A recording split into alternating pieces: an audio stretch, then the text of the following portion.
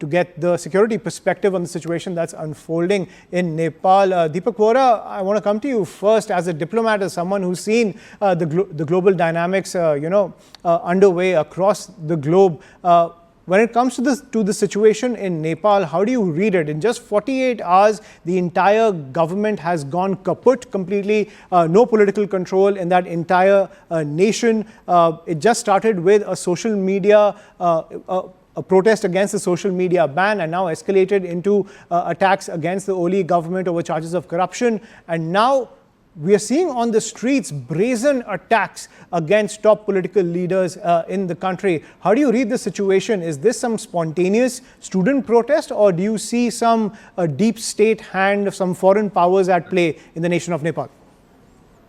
Well, thank you very much, Mr. Jambal. Always a pleasure to be with you on your amazing channel, to learn from you. And I see that General Sivach is here, so that gives me a fair amount of reassurance that he'll give us a very balanced perspective.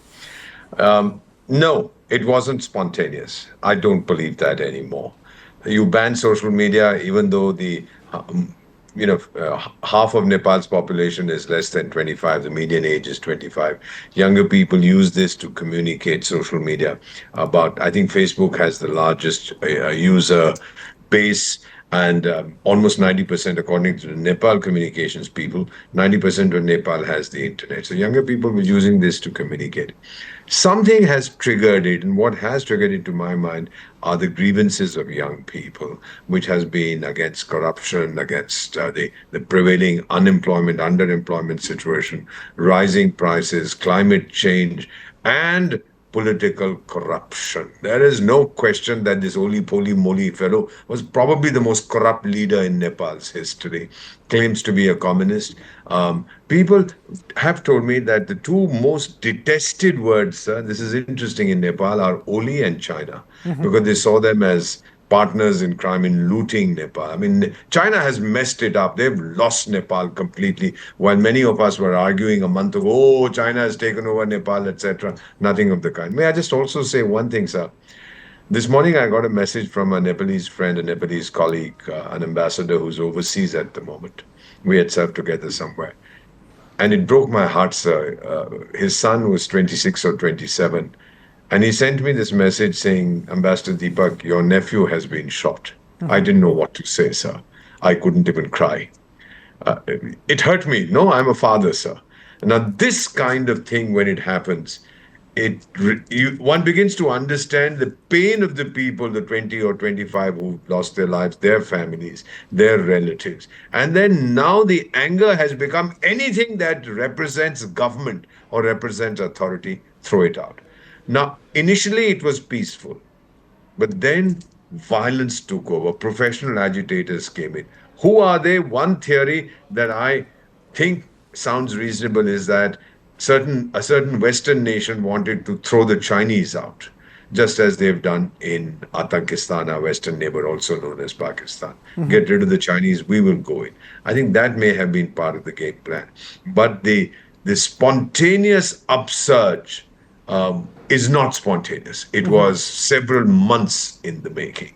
And this was the spark that ignited. They needed an excuse. And that dumb government fellow decided that to control social media was his way of preventing the truth from coming out. Well, the truth has come out. He's resigned. There is speculation he'll go to China. The Chinese will, if he asks for asylum, they'll say, oh yeah, you're from South Africa or Brazil or wherever. They don't care about the fellow. He served as a willing chamcha. Nor will he go to Thailand, nor will he go to Dubai. Sir, my own feeling, if he's still in Nepal, is that he will seek refuge in India, and we'll probably give it to him. Right. Prime Minister Narendra Modi has said, we are upset, we are concerned, we just hope the violence subsides. These are very nice things to say, but I do not see the violence subsiding till every symbol of government authority has been erased. The collective anger. I've seen this before. I've seen it in Sudan, I've seen it in Ethiopia, I've seen it in Eritrea, I've seen it in Armenia, I've seen it in Zimbabwe. When the young people in Egypt, when youngsters get onto the streets, the tsunami, no one can control. Right. And talking about Arab Spring, because I've seen that a lot of people are bringing up the Arab Spring example. General Sivach, it seems that this kind of agitation can only succeed if the security forces, namely the army, says that we are not going to protect the political class. I don't think I've ever seen former prime ministers, their spouses, their family members, sitting foreign ministers, sitting finance ministers get thrashed so openly in public. And this only happens if the security establishment says that we will allow the public to have their way and we will not protect the political class. So there is a compliance when it comes to the security establishment to the situation in Nepal, and it seems that all the signs were pointing towards military control of the country. Yeah, Ayushman, see, the point today is that I suppose the Nepal army has acted in a very professional manner. The situation was getting out of hand. Maximum force was used by the police. They have used basically rubber bullets as well as the live ammunition. And there have been 20 casualties, and there are about 200 to 300 people which are injured. So the people are agitated. They were protesting against the government of the day because they have banned this 26 app.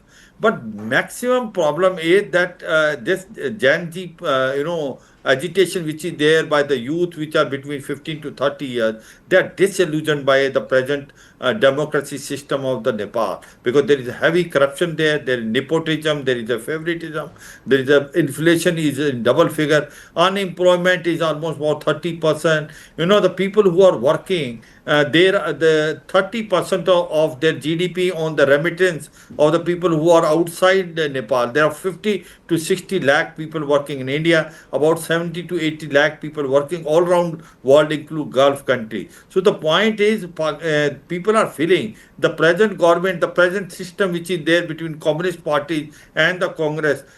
17 ministers or the PMs have changed, or the governments have changed in last about 15 to 16 years. So the whole system of Nepal is rotten, and that is why the people are agitated. They say enough is enough. In fact, some observers are thinking that it was to come. It was to come. The day was only there when it will come, but it came. Now, what is the way out? How will the Nepal army will act now? See, the point is, I feel the Nepal army is a very professional army. They are one of the largest contributors in the United Nations peacekeeping force. So they know as to how to handle the population of Nepal. And the people of Nepal have a lot of faith and confidence in the Nepalese army.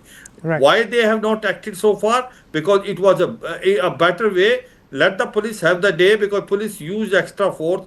As on today, I am sure when the chief of army staff will come and address the nation, and people will go back to their home, and possibly, But General Sivach, as a military man, no matter how much disillusionment is there with the political class, the forces should have protected the national institutions. Like, look at those visuals on your screen. The parliament is on fire. The Supreme Court is on fire.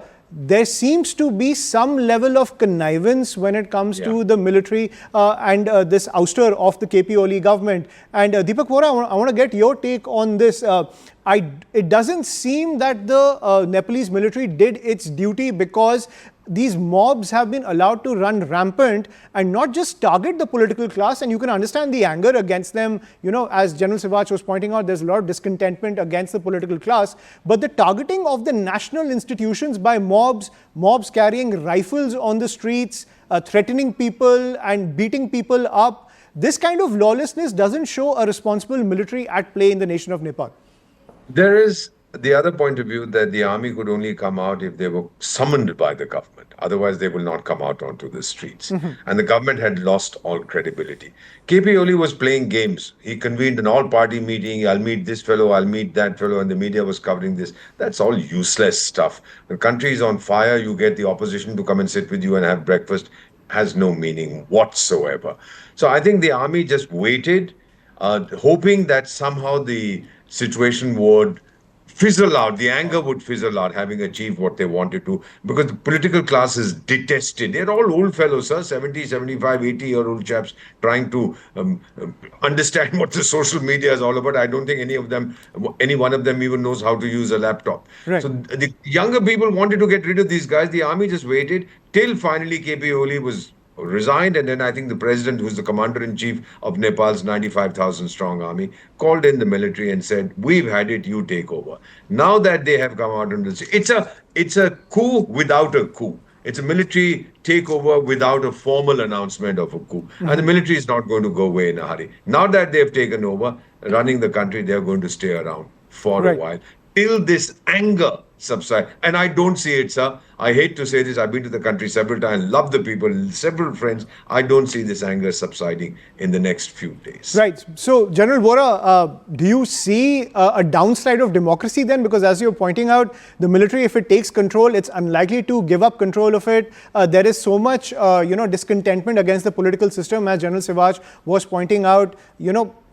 Over 17 years, 15 governments have fallen in the nation of Nepal. That is a dismal record. But when it comes to military control, could we see a Pakistan-like model now emerge towards, another Pakistan model next to our border? Unlikely, because Pakistan's model is a deadly cocktail of religion and military control. That's not so in Nepal, even though there are reports that the Islamic component of Nepal's population has been growing because of interference or conversions, etc., triggered by the inter-services intelligence of Pakistan and so on. The search, to my mind, sir, now, and I've seen this in so many countries across the world where I've served, is for a unifying figure, a father figure. In Afghanistan, you might recall, General Sivat would know, it was King Zahir Shah, who was in exile in Rome for several years. He came, tried to provide some kind of a healing touch. Will it be the king of Nepal, the ousted monarch? There is a demand now going on. Raja Aao, Desh Bachao kind of thing. Maybe he will provide the healing touch. At the moment, amongst the politicians, there's no one except the mayor of Kathmandu, whom I know well, who has big political ambitions. But I don't think he's going to play his cards right now or expose his cards right now. The king, to my mind, again, as a friend of Nepal and someone who has tried to understand that country with many, many friends, I think the king of Nepal today is probably the best bet to provide this healing touch, sir. Right, and the Nepalese military has had a record of defending the monarchy against several other political movements. So this could have been a move by the pro-monarchy groups to kind of put the monarchy back in power in Nepal. So that could be a very likely scenario, because currently the nation is hungry for some kind of stable leadership. And I think the monarchy is the next best bet. General Sivaj, how do you see that?